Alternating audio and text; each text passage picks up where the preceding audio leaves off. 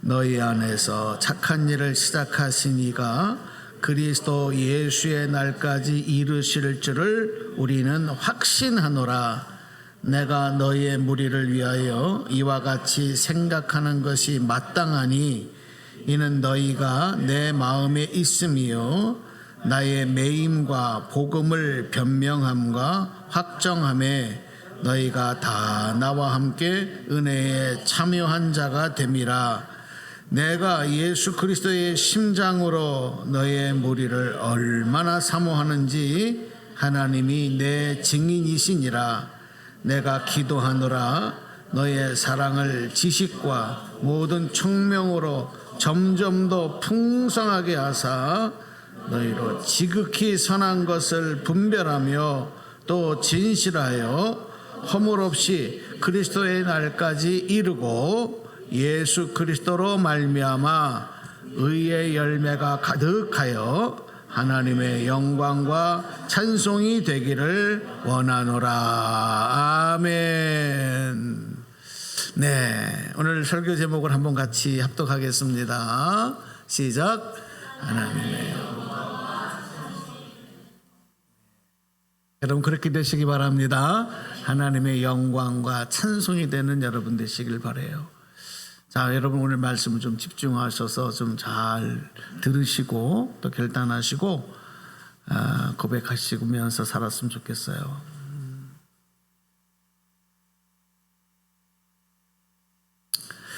우리가 신앙생활을 하실 때 신앙생활이 우리 신앙생활이 여러분 감정과 느낌으로 하면 안 돼요. 왜냐하면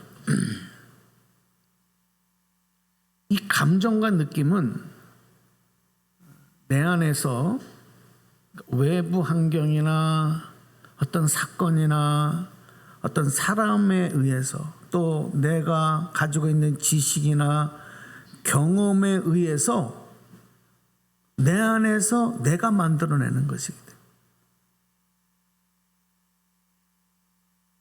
그래서 이 감정과 느낌은 기복이 많아요. 기복이 많아요. 그리고 언제든지 변하고 흔들릴 수 있기 때문에 신앙생활을 하나님 믿는 거를 감정이나 느낌으로 하면 안 된다. 많은 분들이 그렇게 하고 있어요.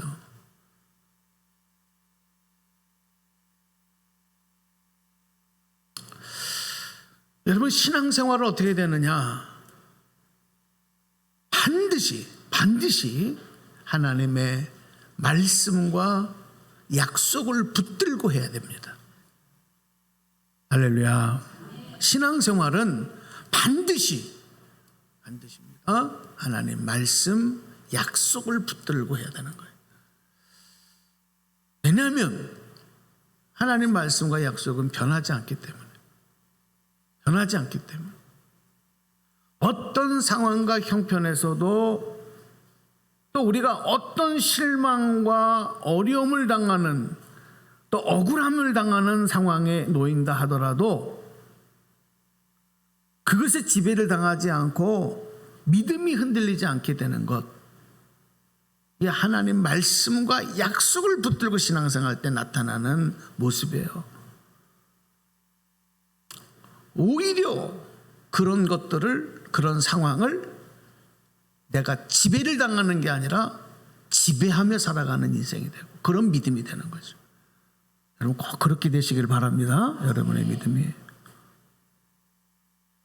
그러면 나 시험 들었어요 이런 말이 잘 안 나. 그런 마음이 들지 않는 거죠. 왜? 그런 것에 우리가 흔들리지 않기 때문에.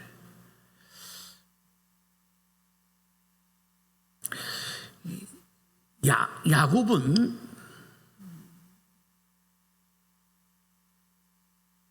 열두 아들이 있었는데 베냐민이 태어나기 전에, 막내가 태어나기 전에 11번째인 아들인 요셉을 다른 자식들보다 더 편애하며 사랑했어요. 어느 정도냐면 다른 자식들이 질투하고 막 분노할 정도로, 아버지의 그 편애적인 사랑에 분노할 정도로 그렇게 일방적으로 요셉을 사랑했어요. 우리가 그렇게 생각할 수 있잖아요. 사랑하는 거, 사랑받는 거, 이게 뭐가 잘못된 거냐? 사랑하는 거 좋은 거 아니냐? 다 그렇습니까? 사랑하는 게 다 좋은 거예요? 사랑받는 게 다 좋은 거예요? 오늘 야곱이 아들 요셉을 사랑하는 이런 편애적인 사랑은 잘못된 사랑이에요. 사랑을 받아도 이건 잘못된 사랑을 받는 거예요. 여러분, 그 결과가 뭔지 아세요? 정말 큰 불행으로 요셉의 인생에 찾아오게 된 거죠. 이 잘못된 사랑 때문에. 형들의 분노와 시기에 공격 목표가 됩니다, 요셉이. 그리고 급기야 죽음의 위기를 당하고 결국 노예로 팔려가는 신세가 되고 말았어요. 이게 결과예요. 이로 인해서 아버지와의 관계가, 형제들과의 관계가 완전히 풍비박산 나버려요. 산산조각 다 깨져버리고 단절된 거예요. 하루아침에 부잣집의 기공자에서 노예 신세가 돼버리고 말아요. 그리고 그가 앞으로 살아가는 날들 속에서 억울함과 그리고 고통을 경험하며 살아가는 이제 그런 처지가 되고 마는 거죠. 이 요셉의 인생 가운데 나타난 모습입니다. 자, 중요한 것은, 그런데 요셉이요, 이런 상황과 그런 현실에서도 나에게 이런 피해를 주었던, 이런 상처를 주었던 사람들을 원망하지 않는다는 거예요. 자, 이거 참 어려운 겁니다. 우리는 요만큼만 싫은 소리 듣고 요만큼만 기분 나빠도 이렇게 마음에 예? 어떤 사람은 일주일도 가고, 어떤 사람은 한 달도 가고, 어떤 사람은 3달도 가고, 예? 그 상처가 평생 가는 사람들.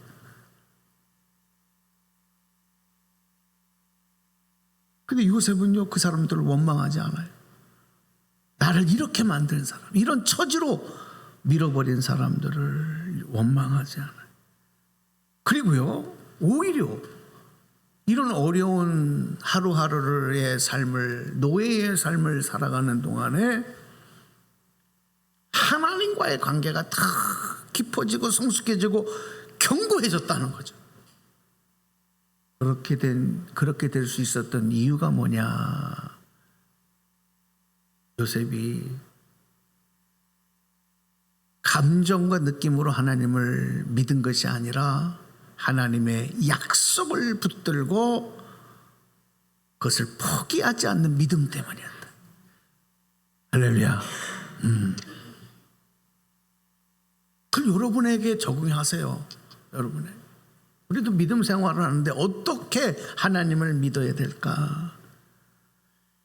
세상에는 나를 실망시키고 나를 화나게 하고 나에게 상처받고 내 앞길에 정말 나를 걸려 넘어지게 하는 이런 장애물과 같은 요소들이 너무 많아요. 그래서 요즘 살아가는 사람들은 다 마음이 상처로 짓이겨져 있어요. 찍혀져 있어요. 그 상처의 흉터 자국들이, 아물지 않은 상처들이 막 고름이 나고 썩어져가는 그런 마음으로 살아가는 사람들이 너무 많아요. 신앙생활 하면서도.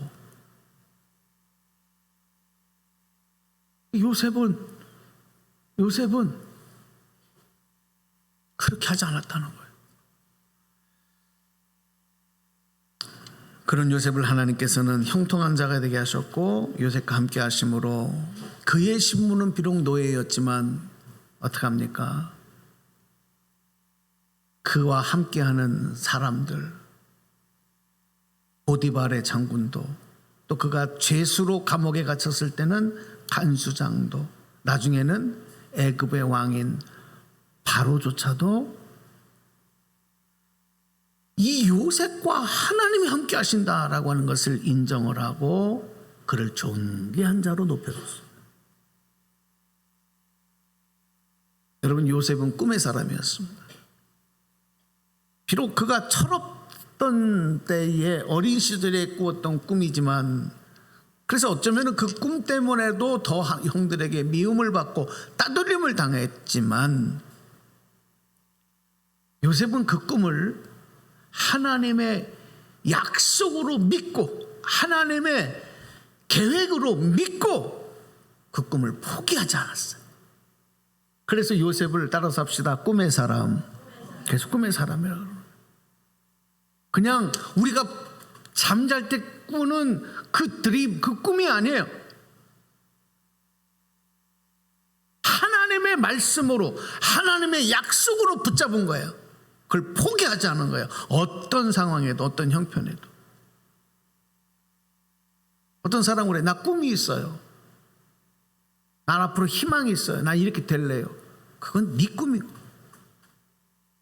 하나님이 그렇게 말씀하시고, 그건 네 꿈이고, 그건 네가 바라는 거고.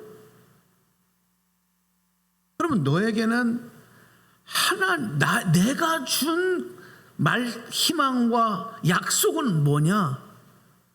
이렇게 물으신단 말이에요. 여러분, 하나님은요, 여러분의 꿈이 이루어지는 것에 대해서 별로 관심이 없어요. 왜냐하면 그 꿈이 욕망과 욕심에 의해서 만들어진 거기 때문에. 그렇죠? 그 꿈이 이루어지는 게 하나님하고 무슨 상관이 있어요? 하나님의 약속하심이, 하나님의 계획이 우리의 삶에 이루어지는 것을 하나님 관심 가지신다고요. 근데 요셉은 그것을 꿈으로 잡았다고. 꿈으로 잡았어요. 그러니까 어떻게 합니까? 어떤 상황 속에서 그걸 포기하지 않아요. 심지어는 하나님이 나를 사랑하신다, 나와 함께 하신다는 것도 느낌으로, 감정으로 아니라 하나님의 말씀에 의지해서 그 사랑을, 함께 하심을 믿고 고백하며 의지했기 때문에 그는 환경과 상황을 지배하며 사는 사람이 됐다. 그 능력이 그의 삶에서 나타났다. 하나님이 그를 높여주시잖아요. 노예였던 요셉이 애굽의 총리 대신이 되고, 그리고 어떻게 합니까? 형들을 용서하고 저 흉년으로 죽어가는 죽음의 땅에 있던 아버지와 형들과 가족들을 애굽의 가장 기름진 땅으로 구원해서 인도하는 구원의 예표자가 되게 되었어요. 그래서 그런 요셉을 하나님은 장차 이 땅의 죄인들을 용서하시고 그리고 온 인류를 구원하실 구원자 예수 그리스도를 예표하는 중요한 인물로 삼으신 겁니다. 그게 바로 요셉입니다. 할렐루야. 네. 제가 설교서두에 요셉에 대한 이야기를 먼저 드린 이유가 있습니다. 왜냐하면 요셉이 하나님 믿는 것을 느낌으로, 감정을 하지 않았다는 거예요. 약속을 붙들고 그가 꾸었던 꿈도 그랬고, 하나님과 함께 하심과 하나님의 사랑하심을 받는 것도 그렇게 했다는 거죠. 오늘 여러분들 요셉과 같은 성도들 되시기를 축복합니다. 축복합니다. 네. 자, 오늘 사도 바울, 본문에 나오는 사도 바울과 빌립보 교회와 성도들의 관계를 조금 말씀드리겠습니다. 이 사도 바울이 물론 다 주님의 사랑하고 모든 교회와 성도들을 사랑했지만 이 빌립보 교회는 참 바울에게 있어서 특별한 곳이에요. 그래서 빌립보 교회와 성도들을 정말 많이 진심으로 많이 사랑했어요. 그래서 그 마음을 담아서 빌립보 교회에 빌립보서를 편지로 기록하며 보내는 거예요. 그 마음, 빌립보 교회 성도들의 마음이 이제 7절에 보면은 너희가 내 마음에 있다 이렇게 얘기를 해요. 너희가 내 마음에 있다. 너희가 다 나와 함께 은혜에 참여한 자가 된다. 참여한 자다 이렇게 밝히고 있어요. 그러니까 바울이 어디에서 선교를 하고 전도를 하고 머물고 있든지 간에 이 빌립보 교회와 성도들은 항상 내 마음에 있다, 이런 내용을 고백을 하고 밝히는 거예요. 우리 8절 말씀을 같이 읽어볼까요? 자, 소리내서 같이 읽습니다. 시작. 내가 예수 그리스도의 심장으로 너의 무리를 얼마나 사모하는지 하나님이 내 증인이시니라 그랬어요. 예. 이 바울이 빌립보 교인들을 사랑하는 이 마음, 이게 얼마나 강력한 건가를 우리가 이해할 수 있어야 돼요. 이게 감정적인 느낌으로의 사랑이 아니고 정말 주님의 주신 마음으로 그들을 사랑했어요. 그리고 그들을 권면했기 때문에 그 바울의 그 마음을 좀 우리가 이해할 필요가 있어요. 제가 바울의 마음이 어떤 건가, 이 번역된 이 글 갖고는 조금 그래서 영어 성경을 한번 찾아봤어요. 영어 성경 보니까 더 좀 임팩트가 있더라고. 영어 성경에 이렇게 기록이 돼 있어요. God can tensitive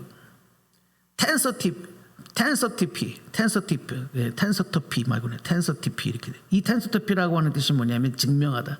하나님이 증명하셨다는 거거든. How I long for all of you. 그래서 내가 너희들을 long for, 얼마나 갈망하는지. 그 다음에 with the affection of Christ Jesus 이렇게 돼 있어요. 이게 뭐냐면 affection이라는 단어는 뭐냐면 애정이에요. 애정. 정말 마음속에서 끌어올르는 애정. 내가 그리스도 예수의 그 애정으로 너희들을 얼마나 갈망하는지 하나님이 증명하신다, 증인하신다. 이게 영어 성경에 그렇게 돼. 그렇구나. 이 바울이 오늘 예수님의 심장으로 내가 너희를 사랑한다는 것이 그리스도의 우리를 향하신 목숨과 생명을 다하실 정도의 애정, 그 애정으로 너희들을 갈망한다. 이 갈망이라는 long for, 갈망이라는 내용은 목마른 사슴이 목숨을 걸고도 물을 찾는 마음이에요.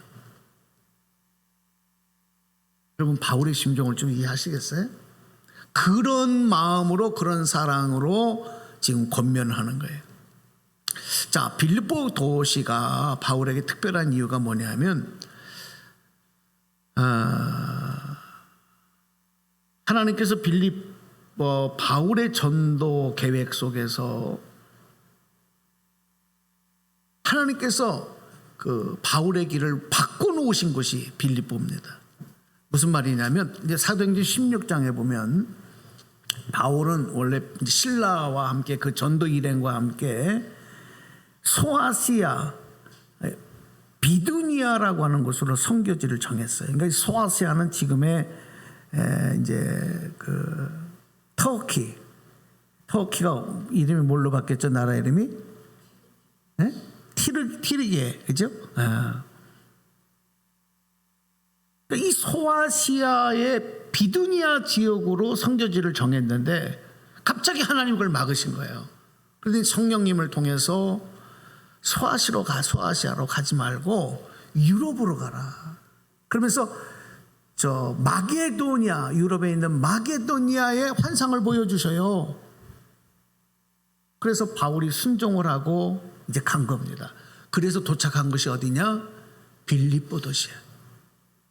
그러니까 빌립보 도시는요, 다른 도시하고 달라요. 하나님이 내가 기도하고 감당하려고 했는데 하나님을 바꿔놓으신 거야.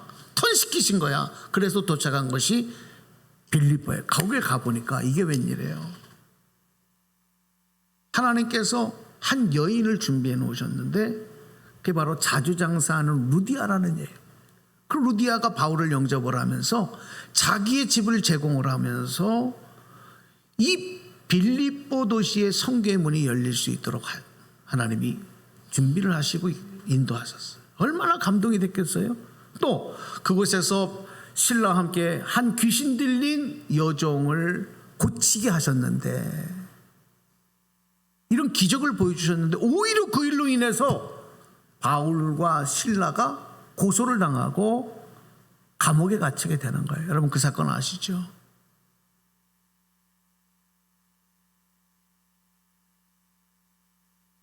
쇠고랑으로 발과 발이 묶인 채로 빌립보 감옥에 갇힙니다. 그런데 성경에 보니까 바울과 실라가 그런 상황에도 밤새 뭘 합니까? 감옥에서 하나님을 찾습니다. 여러분 이게 생각을 해보세요. 억울하게 고소를 당해서 손과 발이 묶인 채로, 왜? 병든 사람 고쳐줬는데 고소를 당하고 매를 맞고, 그런데 하나님을, 그런 상황과 형편에서도 하나님을 찬양하는 거예요. 그러는 동안에 어떤 일이 벌어져요? 지진이라. 그래서 감옥의 문들이 다 부셔져 나가고 손과 발에 채워졌던 쇠고랑들도 끊어져 나가고 잠자던 간수가 깨고 보니까 난리가 났어요. 그래서 간수가 스스로 자결하려고 했어요. 그때 그 간수장을 말리고 그 간수장을 구원하는 거예요. 예수의 이름으로. 할렐루야. 그리고 그 가족들까지도 구원하는 놀라운 역사가 일어난 것, 그것이 바로 빌립보에서 일어난 일이에요. 그리고 교회가 세워지는 거예요. 그 교회가 빌립보 교회예요. 바울은 그런 빌립보에 세워진 교회 성도들을 정말 많이 사랑했어요. 마음에 두고 주님의 심장으로. 오늘 이 빌립보서에 보니까 이런 마음과 심장으로, 애정으로, 갈망함으로 빌립보 교회 성도들에게 편지를 쓰면서 어떻게 하나님을 믿고 신앙생활을 해야 되는지, 어떤 성도가 되어야 되는지를 지금 전하고 있는 거예요. 이 바울의 편지의 내용이 주님께서 우리에게 지금 주시는 권고다. 그래서 세 가지로 나누어서 말씀을 드리려고 합니다. 영어가 지금 올라왔네. 자, 1번 같이 읽어보겠습니다. 시작. 하나님을 사랑함이 더 풍성해져야 합니다. 첫 번째 권고가 뭐라고요? 하나님을 사랑함이 더 풍성해지는 성도가 되어야 된다. 9절 읽어보겠습니다. 시작. 내가 기도하노라 너의 사랑을 지식과 모든 총명으로 점점 더 풍성하게 하사. 여러분, 우리가 신앙생활 할 때 잘 들어보세요. 하나님의 뜻을 알고 하나님 사랑하는 일이 절대 멈추거나 퇴보해서는 안 돼. 후퇴해서는 안 돼. 자라나야 돼. 점점 더 풍성해져야 돼. 그것이 우리의 선택이 아니고요, 하나님의 명령이고 또 주님의 가르치심입니다. 여러분 믿음이 그렇게 되기를 바랍니다. 점점 자라나고 풍성해져야 돼. 그래서 우리가 기도할 때도 항상 그렇게 기도해야 되는 겁니다. 하나님, 내가 하나님을 사랑하고 하나님의 뜻을 아는 것이 더 자라고 더 성숙해지고 풍성하게 해주십시오. 이 기도가 날마다 매일 우리의 기도가 돼요. 골로새서 1장 10절 말씀 보실까요? 자, 읽어봅시다. 시작. 주께 합당하게 행하여 범사에 기쁘게 하시고 모든 선한 일에 열매를 맺게 하시며 하나님을 아는 것에 자라게 하시고. 그랬어요. 하나님을 아는 것에 자라게 해달라. 그 다음에 베드로 사도도 베드로후서에서 이렇게 우리에게 권고해요. 3장 18절, 베드로후서 3장 18절 읽습니다. 시작. 오직 우리 주 주 예수 그리스도의 은혜와 그를 아는 지식에서 자라가라. 영광이 이제와 영원한 날까지 그에게 있을지어다. 그리스도의 은혜와 그를 아는 지식에서 어떻게 해라? 자라가라. 자라가라. 성장해야 된다. 그 이유가 뭐냐면 우리 신앙생활이 앞에서 말씀드린 것처럼 느낌을 따라 하는 게 아니라, 감정에 의해서 하는 게 아니라 하나님의 말씀, 하나님의 약속을 따라 사는 것이기 때문에. 그래서 하나님의 말씀이, 하나님의 뜻이 무엇인지를 아는 일에 우리가 모든 것을 다 집중해서 거기에 우리가 집중해야 되고, 그런 믿음이 우리가 더 자라나가야 됩니다. 그걸 붙들어야 되기 때문에. 그것이 기준이기 때문에. 바울이 빌립보 교회 성도들에게 이런 자신의 진실된 마음을 고백하고 그렇게 한 것도 느낌에 의해서, 감정에 의해서 한 게 아니고 예수님께서 해주신 말씀을 붙들고 말씀에 의지해서 한 거예요. 그 내용이 이제 빌립보서 1장 6절에 기록이 되어 있어요. 자, 읽어봅시다. 시작. 너희 안에서 착한 일을 시작하신 이가 그리스도의 날까지 이루실 줄을 우리는 확실히, 바로 이 말씀입니다. 너희 안에서 착한 일을 시작하신 이가, 그분이 누구예요? 그분이 누굽니까? 예수님의 하나님이세요. 그분이 예수님의, 그리스도 예수의 날까지, 그리스도 예수의 날이 언제예요? 주님 다시 이 땅에 오시는 그날까지 그 계획하신 일을 너희 안에서 이루실 거라는 거예요. 이것을 우리가 확신하겠다. 이 말씀을 붙들고 의지하고 그 말씀에 따라서 빌립보 교인들을 사랑하고 그들에게 권고하고 있는 거죠. 그렇기 때문에 바울은 이런 믿음이 있었기 때문에 어떤 고난과 어떤 어려움을 당해도 또 그 과정을 지날 때도 어떤 환경에서도 빌립보 감옥에 있을 때도 마찬가지고 매를 맞았을 때도 마찬가지고 그 가운데서 하나님을 찬미했어, 찬양했어, 감사했어. 그런 상황과 형편과 처지에 지배를 당한 게 아니라 믿음으로 그걸 지배한 거예요. 가난해도 부해도 바울에게는 그게 문제가 되지 않았어. 그래서 내가 가난에 처할 줄도 알고 비천에 처할 줄도 배웠다. 몸에 질병이 있어도 문제가 되지 않았어. 바울의 몸에는 아무리 기도해도 하나님 고쳐주시지 않는 악한 그런 질병이 몸에 항상 있었어. 바울을 괴롭게 했어요. 안질 때문에. 또 어떤 분은 바울이 갖고 있었던 질병이 간질병이었다. 뭐 이렇게 얘기하는 분들. 근데 그 질병이 바울의 믿음을 지배하지 못했어요. 오히려 그걸 지배하며 하나님께 더 순종하고 더 겸손하게 사명을 감당할 수 있었다. 바울 안에 있는 기쁨과 감사를 세상의 그 어떤 것도 빼앗아갈 수 없었던 거예요. 그 이유는 바울이 하나님 말씀과 하나님 약속을 붙들고 주님 다시 오시는 그날까지 그 믿음을 부여잡고 나갔기 때문에 가능했다. 여러분, 우리가 살아가는 세상이 점점 발전하는 것 같고 좋아지고 살기 좋아지는 것 같아도 영적으로는 점점 더 피폐해지고 어려워요. 믿음을 지킨다는 일이 쉽지 않습니다. 이거 여러분 지배당하면 안 됩니다. 세상의 문화에 지배당하면 안 돼. 이걸 지배해야 돼. 오히려 내가 지배해야 돼. 그러기 위해서 오늘 말씀을 꼭 기억하십시오. 하나님의 말씀, 하나님 약속을 붙들고 신앙생활 하시기를 축복합니다. 두 번째 읽어보겠습니다. 시작. 선한 것을 분별하며 진실하여 허물 없이 그리스도의 날까지 도착해야 합니다. 10절에서 이제 이렇게 또 권고를 하거든요. 빌립보서 1장 10절 말씀 시작. 너희로 지극히 선한 것을 분별하며 또 진실하여 허물 없이 그리스도의 날까지. 그러니까 여러분 신앙생활은 뭐냐면 여러분 목욕탕 가서 때 미시나요? 때? 에? 사우나 같은 데 때 미셔요? 때를 밀면 어떻게 돼요? 아, 그때는 깨끗한 것 같은데 한 일주일 지나면 어떻게 됩니까?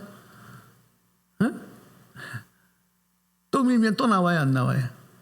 예, 그래서 때를 미는 사람은 꼭 목욕탕 가면 때를 밀고 또 벗기고 또 벗겨내고 또 벗겨내 그래.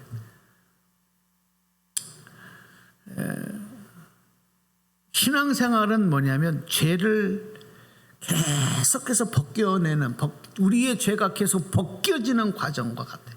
물론 예수 그리스도를 믿음으로 우리가 받은 영적인 죄, 하나님과 단절된 죄는 용서함을 받았어요. 그러나 여전히 육체 가운데 남아있는 이 죄들을 우리는 계속 씻어내고 닦아내야 돼요. 예수의 피로.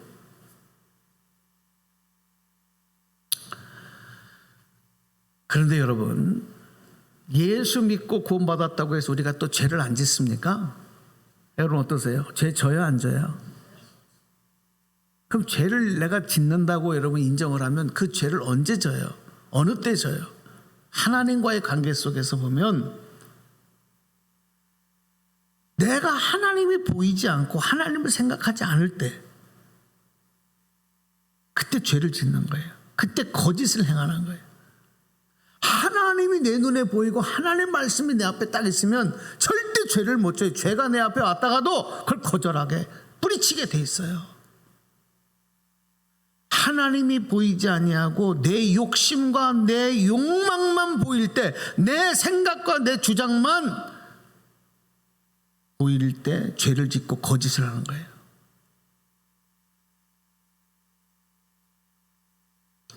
신약 성경에 보면 초대교회 아나니아와 삽비라도 물질 때문에, 하나님께 드리는 물질 때문에 죄를 범했는데 그때도 하나님이 안 보였어요. 하나님 말씀이 안 보였어요.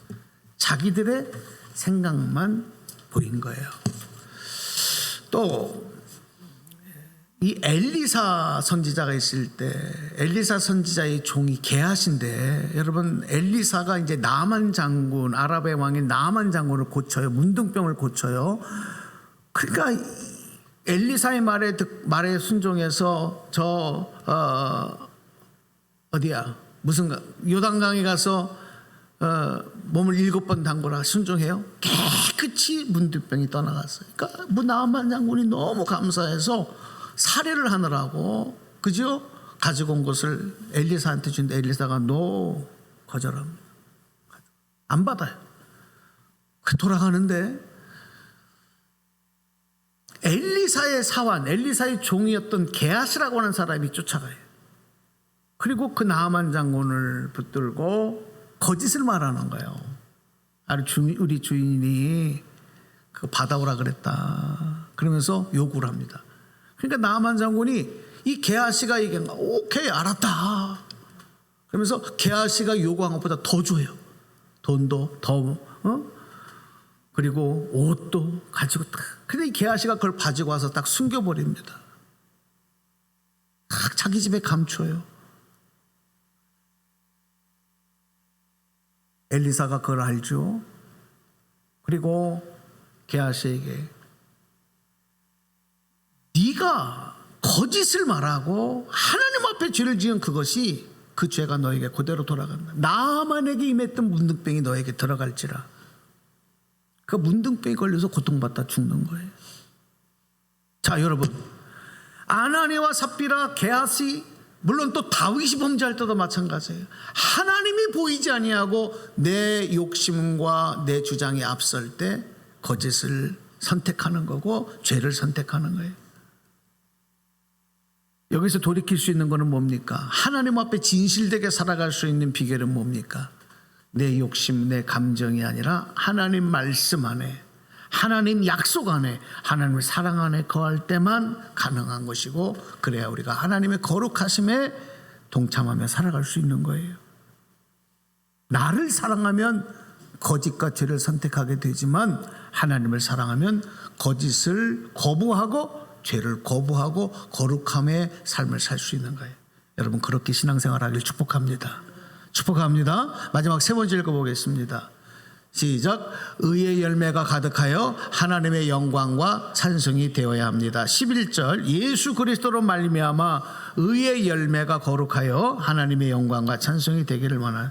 자, 여러분 여기서 의의 열매는요, 의의 열매는 잘 들어보시면 이건 내가 노력해서 얻는 게 아니에요. 의의 열매는 어떻게 우리가 의의 열매를 맺습니까? 내 노력으로가 아니라 예수 그리스도로 말미암아 주시는 하나님의 은혜, 하나님께서 맺게 하시는 열매가 의의 열매예요. 예수 그리스도로 말미암아. 그러니까 의의 열매는 우리가 성도가 맺어야 될 열매이고, 또 주님 앞에 내어드려야 할 열매이지만 내가 맺을 수 없다. 그럼 어떻게 되느냐?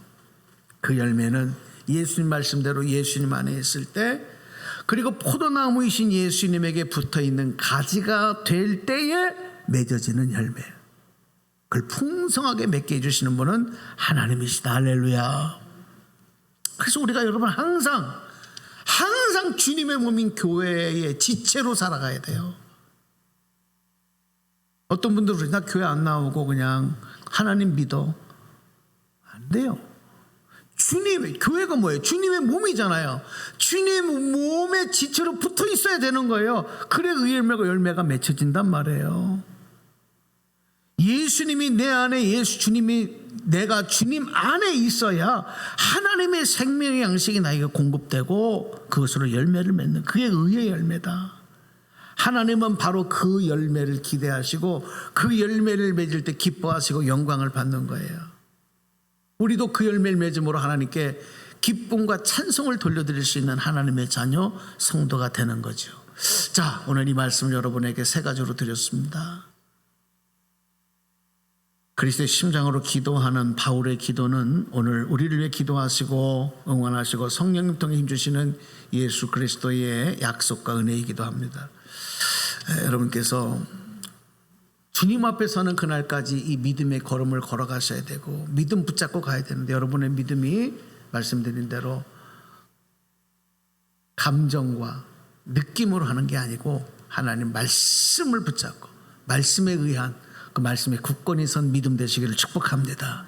점점 세상의 상황과 형편은 우리를 흔들어 버리고 넘어지게 하고 우리를 하나님에게로 멀어지게 하는 그런 강력한 힘으로 폭풍처럼 다가오지만 우리는 그걸 오히려 지배해야 돼요. 지배당해서는 안 돼요. 그러기 위해서는 강력한 믿음으로 주님께 붙어 있어야 되고 하나님 사랑하는 믿음이 더 풍성해져야 돼요. 세상은 점점 악해져서 예전에는 숨어서 죄를 지었지만 이제는 드러나게 죄를 져도 양심의 가책을 받지 않고, 또 죄를 짓고도 조금도 죄의식을 느끼지 않는 사람들이 많아지고, 이때에 오늘 우리 그리스도인들은 의의 열매를 맺어야 되는 거예요. 여러분이 오늘 이 말씀, 주님의 말씀을 여기시고 한 주간 또 기도하면서 하나님의 영광과 찬송이 되는 믿음이 되고 그런 성도가 되기를 원합니다.